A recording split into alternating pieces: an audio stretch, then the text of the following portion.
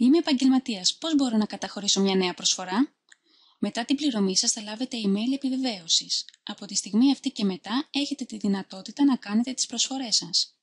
Κάνοντας login στο προφίλ σας, μπορείτε να δείτε την καταληκτική ημερομηνία όπου έχετε τη δυνατότητα να καταχωρείτε τις προσφορές σας, καθώς και τη δυνατότητα επέκτασης της περίοδου της. Για να κάνετε μία προσφορά, ακολουθείτε τα εξής βήματα. Κάνετε κλικ στην προβολή αγγελιών. Επιλέγετε την αγγελία στην οποία θέλετε να κάνετε την προσφορά σας, επιλέγοντάς την είτε απευθείας από την υποκατηγορία που ανήκει η αγγελία, είτε μέσω της λίστας με τις πιο πρόσφατες αγγελίες. Πατήστε προβολή. Στην οθόνη βλέπετε πληροφορίες σχετικά με την αγγελία καθώς και τα στοιχεία επικοινωνίας του ενδιαφερόμενου. Γράφετε το κείμενο της προσφοράς στο πλαίσιο και πατάτε «Υποβολή προσφοράς».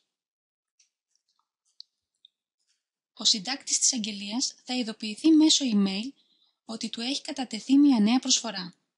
Θα πρέπει να σημειωθεί ότι η κάθε προσφορά είναι ορατή μόνο στον συντάκτη της και στον συντάκτη της αγγελίας και σε κανέναν άλλον.